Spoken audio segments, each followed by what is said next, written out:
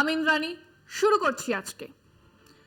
কথা দিয়ে এইবার কথা রেখেছেন আমাদের রাজ্যের বিধানসভার বিরোধী দলনেতা শুভেন্দু অধিকারী। বলেছিলেন বোমা ফাটবে, বলেছিলেন সপ্তাহের শুরুতেই ফাটবে, ফেটেছে। এ রাজ্যের 25,753 জনের চাকরি চলে গেছে। ধরে নেওয়া যাক গড়ে এনাদের মানে এই শিক্ষক অশিক্ষকদের বাড়িতে 5 জন করে যিনি রোজগার করেন তার উপরে নির্ভরশীল মানুষ আছেন, যাদের খাবার থেকে ওষুধ, স্কুলের ফিস থেকে বইপত্র, পয়লা বৈশাখ থেকে দুর্গাপুজোর সামান্য আয়োজন ওই মানুষটিই করেন। তাহলে একেবারে সরাসরি সংখ্যাটা গিয়ে দাঁড়ায় 1,28,765-তে। মানে এই প্রত্যেকটা মানুষ আজ সকালে উঠে ভাবছেন কেমন করে চলবে আগামী দিনগুলো। আমেরিকা হিরোশিমা নাগাসাকিতে অ্যাটম বম ফেলেছিল, যাদের ওপরে বোমা পড়েছিল তাদের সকালে উঠে ভাবার মতো আর কিছু ছিল না। কিন্তু গতকাল সপ্তাহের শুরুতেই শুভেন্দু অধিকারীর কথা মতোই যাদের ওপরে বোমা পড়ল তারা জীবিত। কাজেই এখন সকাল রাতের চেয়ে অন্ধকার বলে মনে হবেই। এবার আপনি বলতেই পারেন যে বেশ হয়েছে, টাকা দিয়ে ঘুষ দিয়ে চাকরি নেবার সময় মনে ছিল না।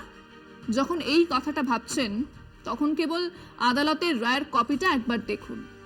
রায় দিতে গিয়ে বিচারকরাই বলছেন আমাদের কাছে 3টে পথ খোলা ছিল। 1, যেরকম চলছে সেরকম চলতে দেওয়া। 2, যোগ্য অযোগ্য প্রার্থী বাছা। 3, পুরো প্যানেল ক্যান্সেল করা। যেরকম চলছে সেরকমই চলতে দেওয়া হলে আদালতের কাজ কি? আদালতে মানুষ তো গেছেনই ওই জন্যে যে আদালত বিচার করবে। কিছু হোক অনেক হোক, অযোগ্যদের বার করে যোগ্যদের রাখা হবে এবং আরো যারা যোগ্য আছেন তাদেরকে আনার ব্যবস্থা হবে। কিন্তু আদালত সব থেকে সোজা পথটা বেছে নিল। না রহেগা বাঁশ না বাজেগি বাঁশুরি, গোটা প্যানেল ক্যান্সেল করা হলো। 25,753 জনের চাকরি নট করে দিলেন বিচারকেরা। শুধু তাই নয়, সেই 2016 থেকে যে যা মাইনে পেয়েছে তাও নাকি সুদ সমেত ফেরত দিতে হবে। সোশ্যাল মিডিয়াতে কিছু অর্বাচীনদের কি উল্লাস, মর এবারে মর। কিন্তু এই 25,753 মধ্যে যদি 753 জন নিরপরাধ হন, তারা মরবেন কোন কারণে? বিচারের প্রথম কথাটাই তো হলো 1000টা অপরাধী ছাড়া পেয়ে যাক, একজন নিরপরাধ যেন শাস্তি না পায়। তার কি হবে? আর সেটাই আমাদের বিষয় আজকে। 25,753 জনের চাকরি বাতিল, উদরপিণ্ডি বুদর ধারে। স্কুলের শিক্ষক ও শিক্ষাকর্মী নিয়োগ দুর্নীতি মামলায় গোটা প্যানেল বাতিল ঘোষণা করেছে কলকাতা হাইকোর্টের ডিভিশন বেঞ্চ। তার জেরে নবম, দশম, একাদশ ও দ্বাদশ শ্রেণীর শিক্ষক ও শিক্ষাকর্মী মিলিয়ে 25,753 জন চাকরি হারাতে চলেছেন। একাধিক উপায়ে কারচুপি করে নিয়োগপত্র পেয়েছেন এমনই অভিযোগ। কিন্তু এমন চাকরি প্রার্থীর সঙ্গে ওই বাতিলের তালিকায় রয়ে গিয়েছেন যোগ্য প্রার্থীরাও, যারা পরীক্ষা দিয়ে সমস্ত প্রক্রিয়া মেনে চাকরি পেয়েছিলেন। গোটা প্যানেল বাতিল হওয়ায় তারাও সমূহ বিপদে। অন্যভাবে বলা যায়, কোনো অপরাধ না করেও পাপীদের সঙ্গে তাদেরও পাপের বোঝা বইতে হবে। দুর্ভাগ্যের হলেও সত্য, আদালতের রায় আতান্তরে পড়েছেন এইসব যোগ্য প্রার্থীরা। সিবিআই অনেক আগে লিস্ট ধরিয়ে দিয়েছিল, তাহলে সেই লিস্টগুলো তাদের হাতে অলরেডি আছে। তারপরেও এরকম একটা সমগ্র প্যানেলকে বাতিল করে সমগ্র মানুষকে একটা রাস্তায় ঠেলে দেওয়া, এটা কোনোভাবেই আমরা মেনে নিতে পারছি না। আমরা যারা কোনো জালিয়াতি নেই, যারা আমরা ফ্রেশলি রিক্রুটেড, তাদের কি হবে? যদিও যোগ্যদের তালিকা শিক্ষকদের নিয়োগকারী স্কুল সার্ভিস কমিশনের কাছে আদালত চাইলেও তা তারা দেয়নি। আদালত তার রায় দিতে গিয়ে কমিশনের সেই ভূমিকার কথা স্পষ্ট ভাষায় উল্লেখ করেছে।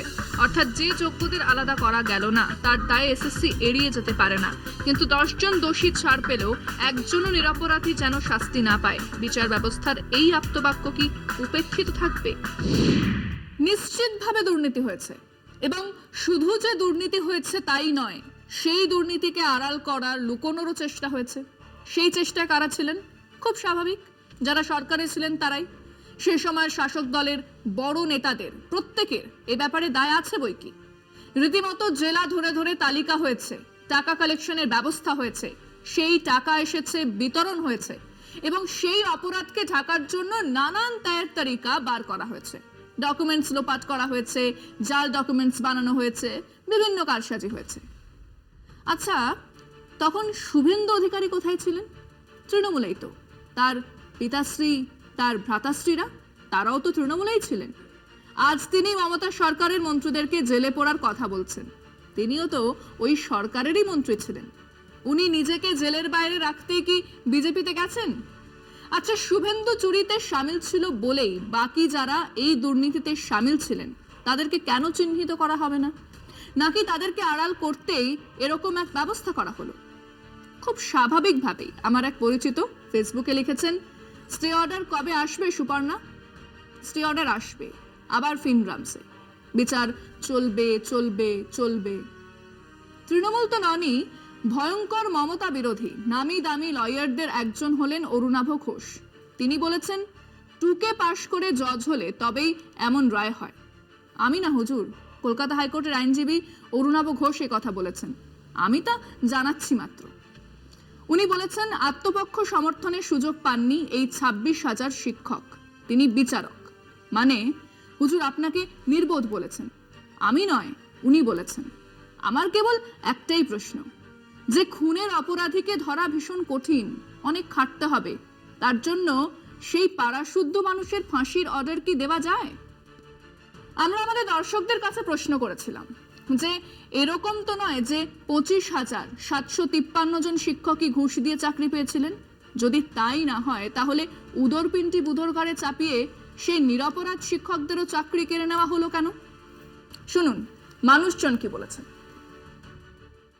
যদি এখানে কোথাও অযোগ্য ব্যক্তি থাকে নিশ্চয়ই তাদের সাজা হোক, কোনো সেই ব্যাপারে আমাদের আপত্তি নেই, কিন্তু তাই বলে সবাই তো অযোগ্য নয়।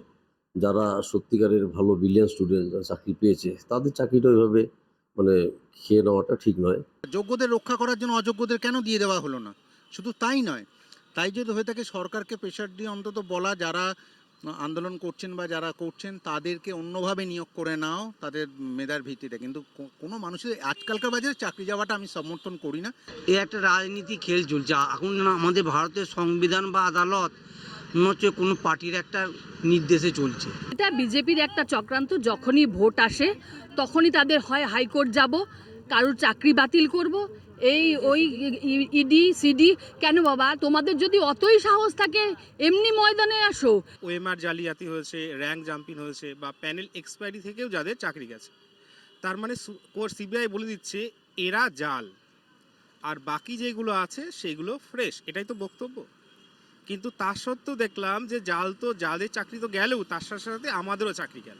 যতজনের চাকরি গিয়েছে সবাই নিশ্চয়ই দোষী নয়, তার মধ্যে কিছু মানুষ দোষী, এবং যারা দোষী তাদের জন্য নির্দোষদের শাস্তি পাওয়াটাও আমাকেও অন্যান্যদের মতো ভীষণ রকমের কষ্ট দেয়।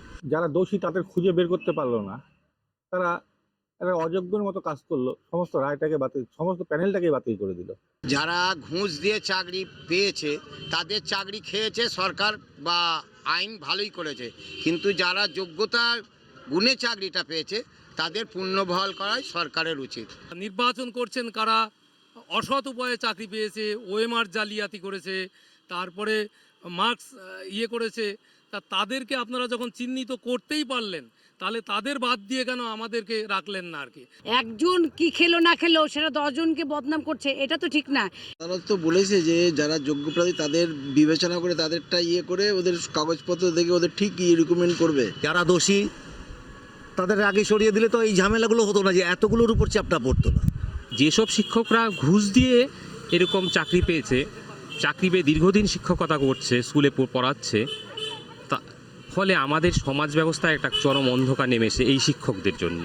এই দুর্নীতির বিষয়টা যারা করেছে, যারা এর সাথে যুক্ত, এই দায়ভার তাদেরকে নিতে হবে। এই রায়টা হচ্ছে পুনর্বিবেচনা করা হোক, সঠিকভাবে সুচারুরূপে পর্যালোচনা করা হোক, যারা খেটে চাকরি পেয়েছে তাদের যেন চাকরি না যায়। যেটাই হয়েছে একজন মানসিকতা হিসাবে, মানবিক যে হিউম্যান আছে সেই হিউম্যান থেকে বলবো এটা খুবই অন্যায় হয়েছে।